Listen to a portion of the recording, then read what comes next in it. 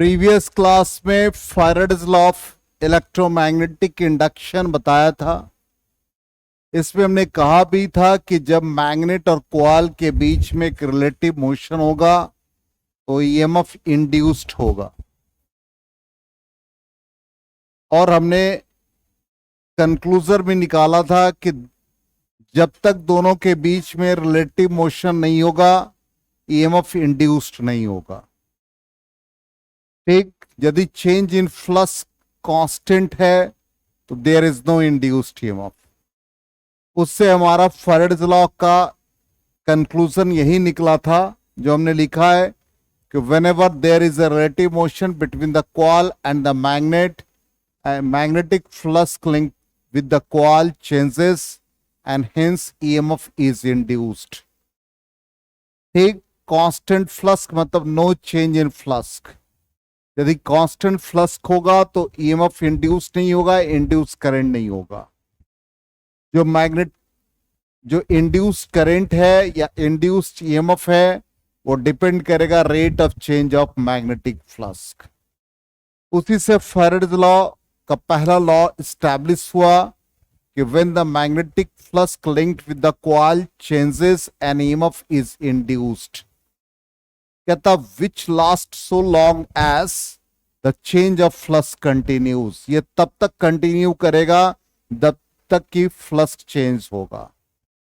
Second law कहता है कि magnitude of induced EMF is directly proportional to rate of change of magnetic flux. तो flux में जो चेंज है वो ईएमएफ के डायरेक्टली प्रोपोर्शनल है। ठीक, अब इसका मैथमेटिकल एनालिसिस। ईएमएफ इंड्यूस्ड क्या कहा, rate of change of magnetic flux linked with the coil, तो ईएमएफ डायरेक्टली होगा। तो उस कंडीशन में E is equal to minus d phi by D t. D phi by D t rate of change of flux को represent कर रहा है। Negative sign indicate ये कर रहा है कि चेंज इन फ्लक्स और इंड्यूस्ड ईएमएफ दोनों अपोजिट है। इसका मतलब induced EMF always opposes the change in flux. ठीक, अब यहां पर यदि नंबर ऑफ टर्न्स कॉइल में n है तो n से मल्टीप्लाई होगा, तो induced EMF minus N d phi by D t. Negative sign indicates कर रहा है कि ईएमएफ जो इंड्यूस है वो अपोज कर रहा है चेंज ऑफ फ्लक्स को। ठीक, अब इसका फॉर्मूला, फ्लक्स का फॉर्मूला ऑलरेडी हम लोग पढ़ चुके हैं, बी ए कॉस थीटा। अब इसमें फ्लक्स चेंज तभी होगा या तो बी चेंज हो जाए या ए चेंज हो जाए या थीटा चेंज हो जाएगा। ये हमने पहले भी आपको बताया था। तीनों में से कोई भी एक पैरामीटर चेंज होगा तो फ्लक्स चेंज होगा, जब फ्लक्स चेंज होगा तो ईएमएफ भी चेंज हो जाएगा। ठीक, अब यहां पर देख लो minus N d phi by D t, पहला रिलेशन। ये हमारा इंड्यूस्ड ईएमएफ है, ई का value minus N d phi by D t. अब यहां पर इसी को यूज किया है, माइनस एन, फाई चेंज हुआ, इसका मतलब डी फाई का मतलब final flux, phi two initial flux phi one, divide by difference in time delta t. यही हमने यहां पर लिखा है, is equal to minus N d phi की जगह पर फाइनल फ्लक्स माइनस इनिशियल, और जो चेंज इन फ्लक्स के लिए टाइम है वो डेल्टा टी यूज किया है। तो पहला रिलेशन ये आ गया। ठीक, तो यहां पर हमने लिखा भी देखो ना, फाई चेंज करा तो ईएमएफ भी इंड्यूस चेंज करेगा। दूसरा रिलेशन, यहां पर अब फाई की जगह पर क्या होता, magnetic field into area. Second relation कैसे स्टैब्लिश करते हैं, minus N d phi by D T. तो माइनस एन लिखा, फाई को हम लोग क्या लिख देते हैं, बी ए कॉस थीटा। तो बी ए कॉस थीटा लिखा। अब हमारा एंगल सेम है, मैग्नेटिक फील्ड बदल रहा है, तो minus n A cos theta और ये dB बाई dt हो गया। dB का मतलब हो गया चेंज इन मैग्नेटिक फील्ड, तो ये बन जाएगा minus n A cos theta. D B by D t को डायरेक्टली आप लिख सकते हो B2 माइनस B1। तो B2 minus B1 change in magnetic field in time delta t, तो ये रिजल्ट आ जाता है। समझ में आ गया? सारा रिजल्ट क्या है, क्या चेंज हुआ, ओनली फ्लक्स। तो यहां पर देखो क्या लिखा है, फ्लक्स चेंज हो गया, तो क्या बन जाएगा minus N d phi by d की जगह पर phi two minus phi one by delta t. यहां पर क्या हो गया, नेक्स्ट स्टेप में area orientation constant, magnetic field change कर रहा है। ठीक, नेक्स्ट स्टेप में क्या बन सकता है, बोलो, यहीं से आ जाओ, इसी रिलेशन से आ जाओ, माइनस एन बी ए, और एंगल बदल जाए cos theta two minus cos theta one in time delta T और टी। तो कितने रिलेशन हो गए, 3 रिलेशन, और इसी 3 रिलेशन के अकॉर्डिंग प्रॉब्लम भी सॉल्व होगा। समझ में आ गया? तीनों रिलेशन, ये आ गया cos theta two minus cos theta one delta T, तीनों रिलेशन दिमाग में रहना चाहिए। अब इससे रिलेटेड हम लोग देखते हैं क्या क्या रिजल्ट। सबसे पहला इंड्यूस्ड करंट। इंड्यूस्ड ईएमएफ का वैल्यू क्या था, अभी जस्ट बताए, induced EMF is equal to minus N d phi by D T. तो इंड्यूस करंट हो जाएगा इंड्यूस्ड ईएमएफ बाई रेजिस्टेंस होगा, तो minus N d phi by D t by R, क्या बन गया ये, minus N by R d phi by D t. Clear? तो इंड्यूस करंट का ये वैल्यू आ गया। चलो नेक्स्ट कहता है इंड्यूस चार्ज। अब इंड्यूस चार्ज का जो रिजल्ट आ रहा है कहता है टाइम इंडिपेंडेंट। तो ये क्वेश्चन भी आ चुका है बोर्ड एग्जाम में कि show that induce charge is independent of time. ठीक, I is equal to minus N by R d phi by D t. I को लिख सकते हैं rate of flow of charge, तो d q by D t is equal to minus N by R d phi by D t. D t cut गया, then induced charge is equal to minus n by r d phi. It is independent of time. ये proof भी हो गया कि time से ये independent है। Clear? आ रहा समझ में? अब आ जाए इंड्यूस्ड पावर। पावर का फॉर्मूला ऑलरेडी पढ़ रखा है हीटिंग इफेक्ट ऑफ करेंट में, वी स्क्वायर बाई आर। तो वी को हम लोग क्या लिख रहे हैं, इंड्यूस्ड ईएमएफ। इसका मतलब ये क्या बन गया, E square by are.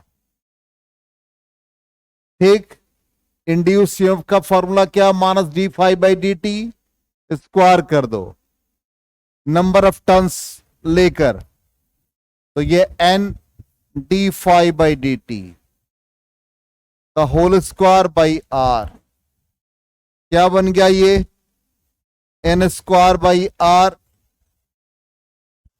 d∅/dt का होल स्क्वायर।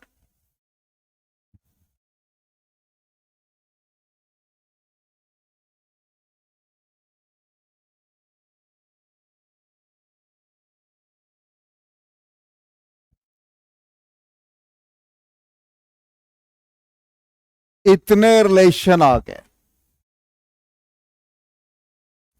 कौन कौन सा रिलेशन याद हो गया? जल्दी बता, क्विक रिवीजन, प्रॉब्लम बनाएंगे।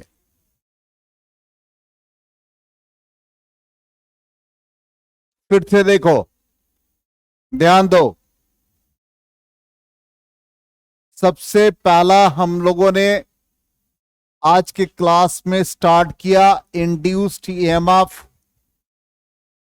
is directly proportional to rate of change of flux। Negative sign indicate कर रहा कि induced EMF always opposes the change in flux. यदि कॉइल में नंबर ऑफ टर्न्स n होंगे तो -N d∅/dt। फ्लक्स का formula होता है BA cos थीटा। इसका मतलब फ्लक्स तभी चेंज करेगा जब मैग्नेटिक फील्ड या एरिया या ओरिएंटेशन चेंज हो जाए। अब पहला relation E is equal to -N d∅/dt। अब क्या क्या चेंज कर सकते हैं? तो d/dt पहले आप लिख ले फॉर्मूला।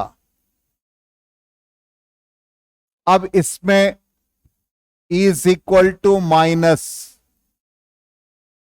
-NA cos थीटा और मैग्नेटिक फील्ड को बदल दे in time interval delta t, क्योंकि dB/dt बचेगा। dB का मतलब चेंज इन मैग्नेटिक फील्ड। दूसरा रिजल्ट क्या आएगा? E is equal to -N। ठीक, अब आप BA को कांस्टेंट रखो, एंगल को बदल दो, डिवाइडेड बाय डेल्टा टी होगा। Third relation is equal to -N।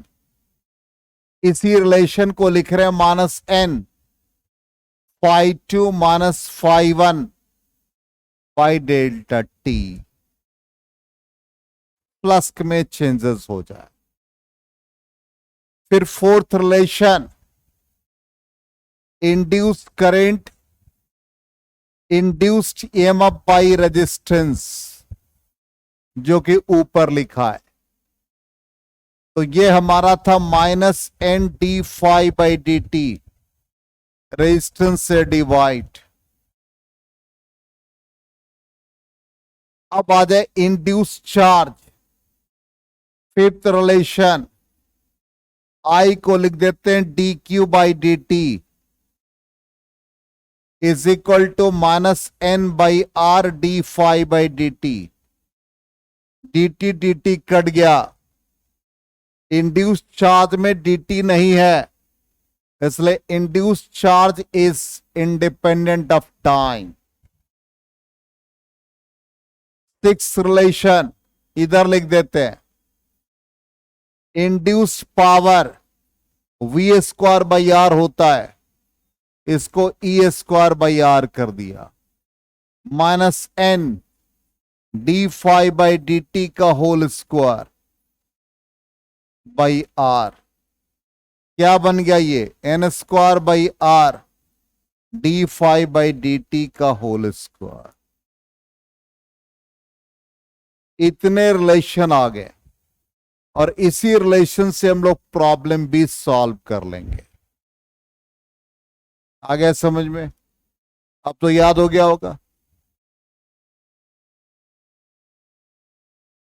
चलो अब आ जाए practice questions.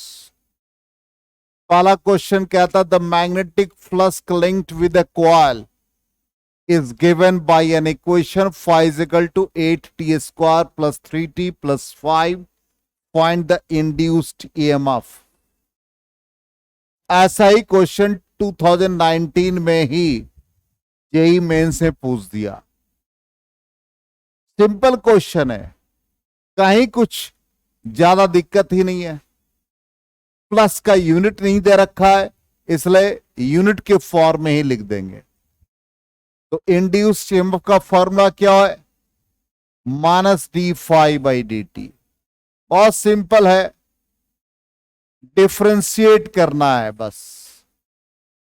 8t² plus 3t plus 5। अब यहां पर -t² का 2t, 3t का 1 हो गया, 5 का 0, 16t plus 3। Good morning, good morning. आइए आइए आइए आइए। हाँ, अरे क्लैपिंग होना चाहिए, बहुत दिन के बाद आई। हाँ हाँ, आइए आइए। हाँ आइए आइए। थोड़ा यहाँ आपको बुलाया जाए यहाँ पर? नहीं, वीडियो रिकॉर्डिंग में भी तो आपका आ जाएगा। हाँ?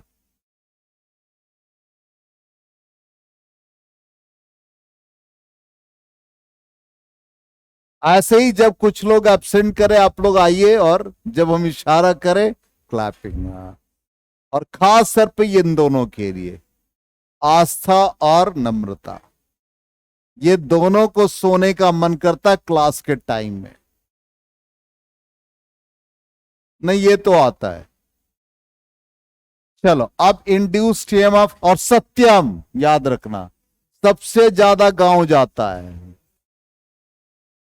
अब इंड्यूस्ड ईएमएफ टी का वैल्यू 4 सेकेंड डालेंगे, -16 इंटू 4 प्लस 3 क्या गया? -67 यूनिट्स। इसलिए कि फ्लक्स का यूनिट नहीं दे रखा, तो हम लोग इंड्यूस में भी यूनिट किया। फ्लक्स यदि वेबर दिया रहेगा तो वोल्ट लिख देंगे हम लोग।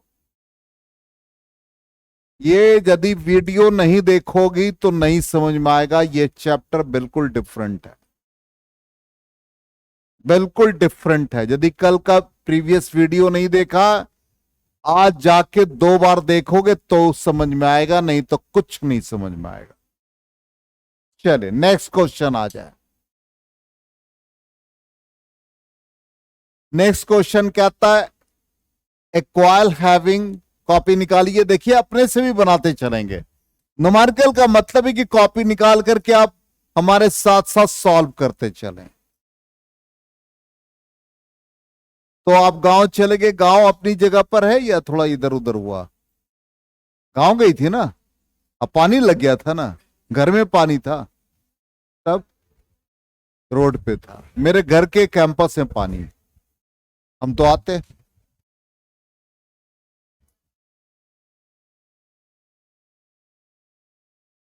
अब देखो ये क्वेश्चन क्या कह रहा, ध्यान दो। A coil having an area A0 is placed in a magnetic field. क्या चेंज कर रहा है? Magnetic field. सिंपल है फॉर्मूला, नंबर ऑफ टर्न्स नहीं दे रखा है, इसलिए हम 1 यूज करेंगे, -d∅dt। देख लो ध्यान से, पहले ये फॉर्मूला लिखो, अब इसके बाद देखो क्या क्या चेंज है। अब यहां पर मैग्नेटिक फील्ड चेंज है, ऑब्वियसली मैग्नेटिक फील्ड और नॉर्मल या एरिया वेक्टर सेम डायरेक्शन, इसलिए BA cos 0 डिग्री। तो फ्लक्स का फॉर्मूला BA cos थीटा, तो यहां पर आप BA लिख देंगे। एरिया कहीं चेंज नहीं है, तो B चेंज है। अब यहां पर माइनस एरिया इसका A0, मैग्नेटिक फील्ड चेंज कर रहा है, तो -A0। कहां से कहां मैग्नेटिक फील्ड चेंज कर रहा है? तो final magnetic field minus initial by time interval T. अब देख लो क्या आ गया, माइनस, ये दोनों को सबट्रैक्ट किया तो 3 B not A not by T, answer आ गया।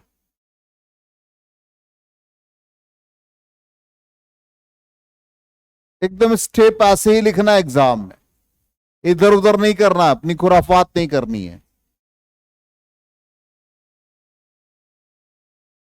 चलो हो गया, इरेज करें।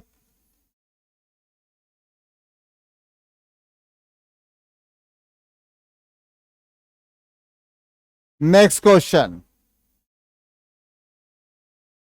कहता है a 50 turns, number of turns दे रखा N, circular coil has radius 3 centimetre,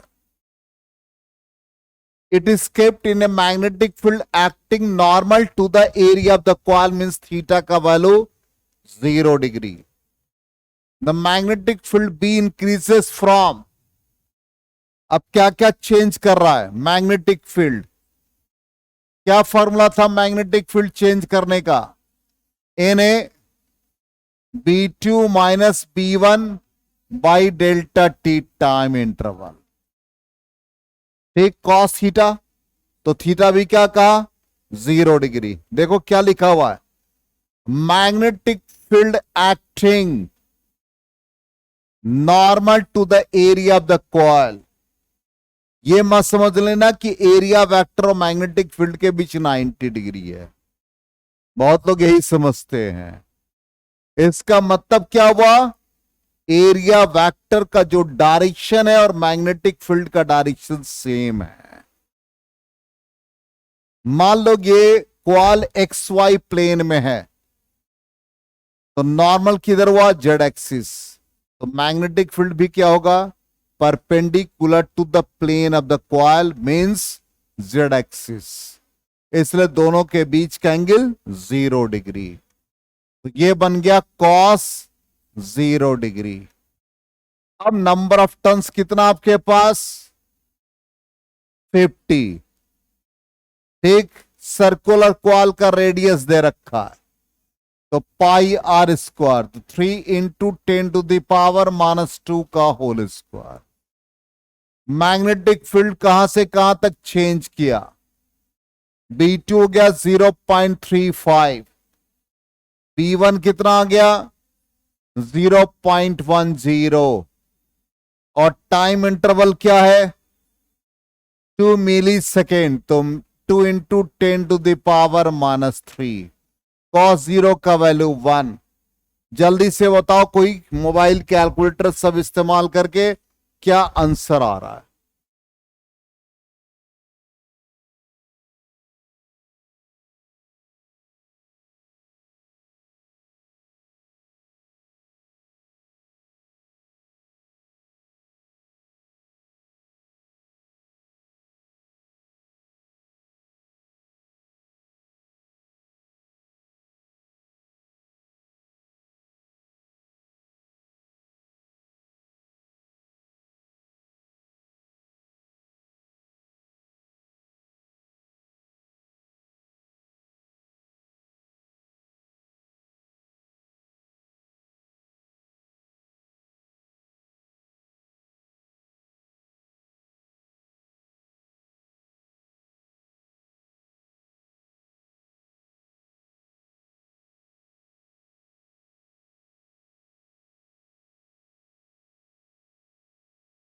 क्या है आंसर,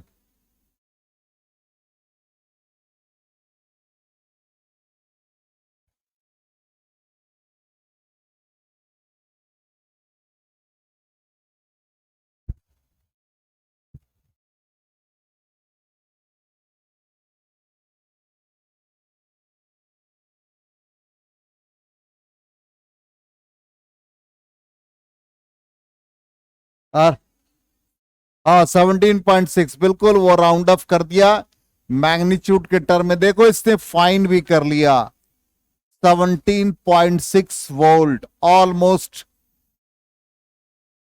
इक्वल,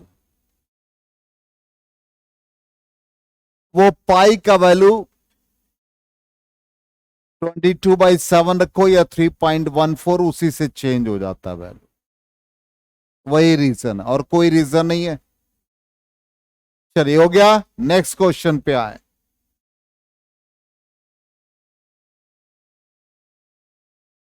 नेक्स्ट क्वेश्चन कहता है ए कॉइल हैविंग, जल्दी से फाइंड करो क्या आंसर आ रहा देखो।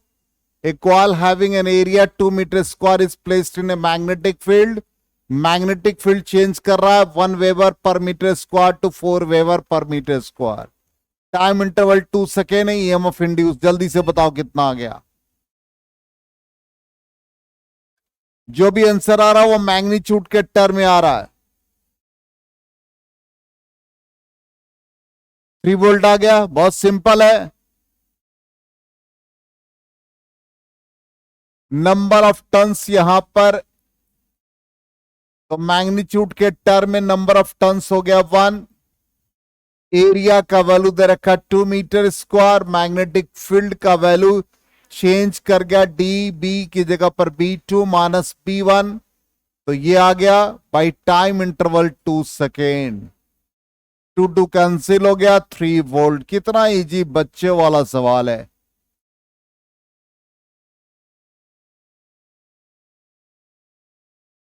चले नेक्स्ट क्वेश्चन आ जाए।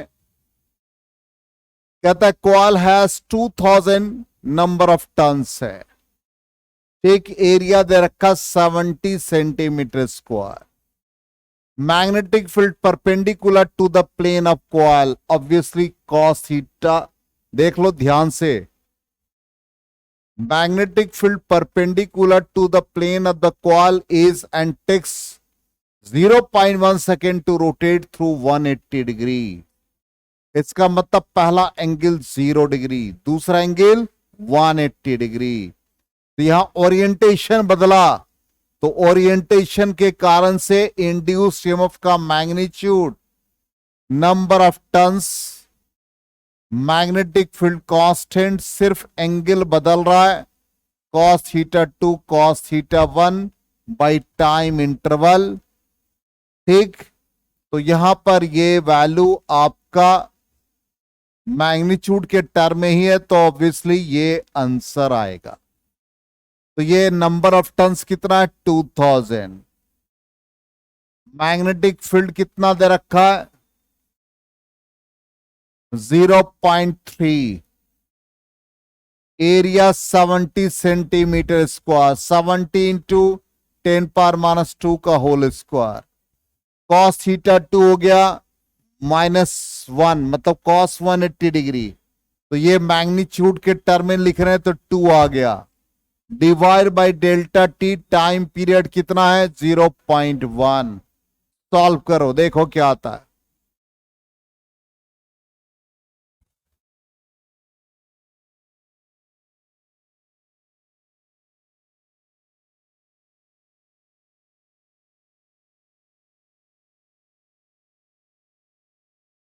जल्दी बताओ क्या आंसर आ रहा है।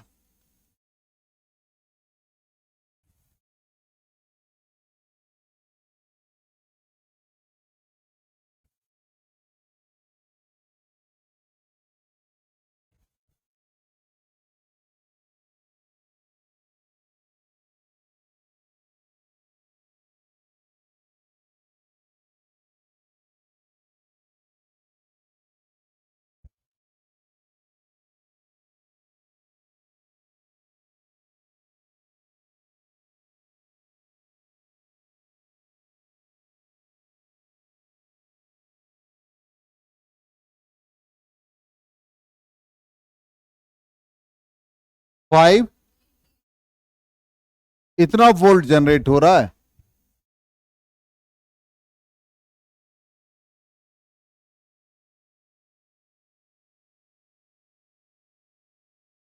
हो सकता है आंसर में बी रॉन्ग।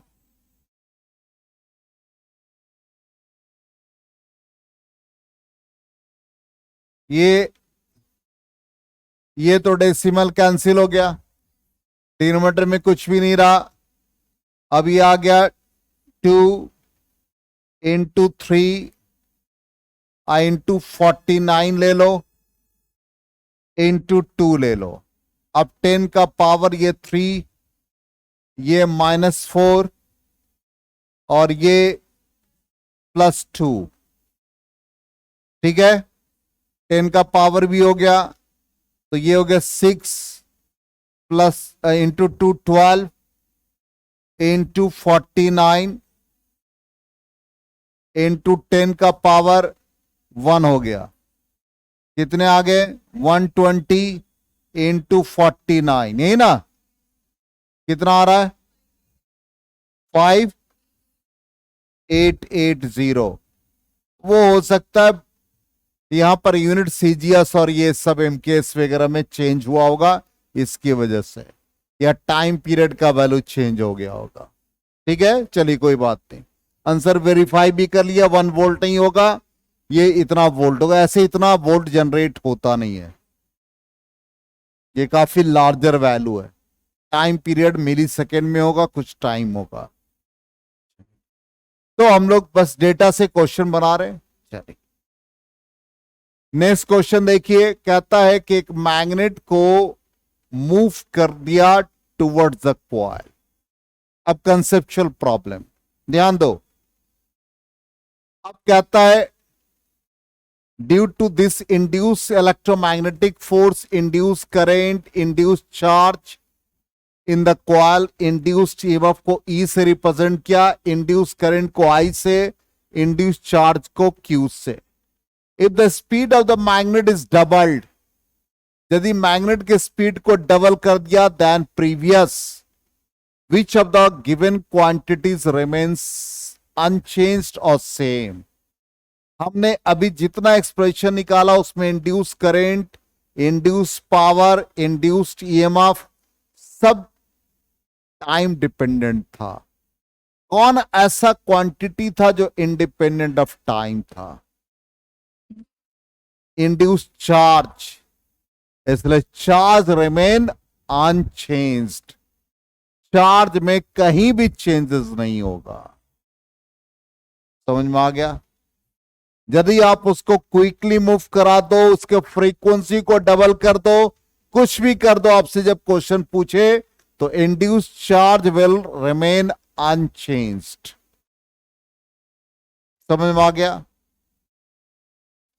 अब नेक्स्ट क्वेश्चन कहता है कि कंडक्टिंग सर्कुलर लूप है, इसको पता नहीं एक साथ ही आ गया ये। हाँ, circular loop is placed in uniform magnetic field दे रखा है 0.020 tesla with its plane perpendicular to the field. ठीक है, somehow the radius of the loop starts shrinking at a constant rate, radius change करने लगा। अब ये थोड़ा डिफरेंट टाइप का क्वेश्चन आ गया। तो यहां पर प्लस का फॉर्मूला होता B into A, magnetic field area of the coil pi R square, induced EMF होता है rate of change of flux. इसका मतलब B into pi constant R square का डिफरेंशिएशन 2r और with respect to time D R by D T. तो finally हमारे पास E का value हो गया 2b pi R D R by D t. अब क्या क्या गिवन है डेटा देखो। मैग्नेटिक फील्ड कितना? 0.020, रेडियस कितना है? 2 सेंटीमीटर, 2 इंटू 10⁻²। अब कहता रेडियस जो श्रिंक कर रहा है, चेंज कर रहा है, वो है 1 मिलीमीटर पर सेकेंड। इसका मतलब D R by D t का वैल्यू दे रखा 1 मिलीमीटर, 10⁻³ और पाई। ठीक है, पाई भी रह गया। अब देखो क्या आ रहा है वैल्यू, जल्दी से बताओ।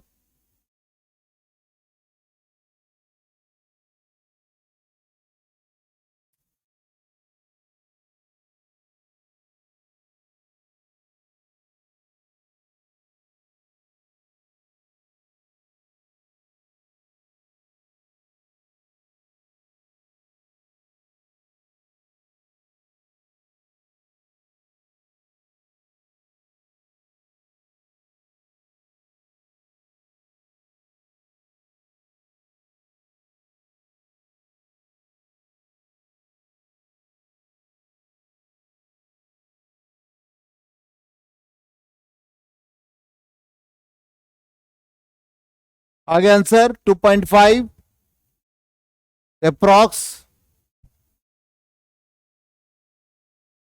10⁻⁻⁶।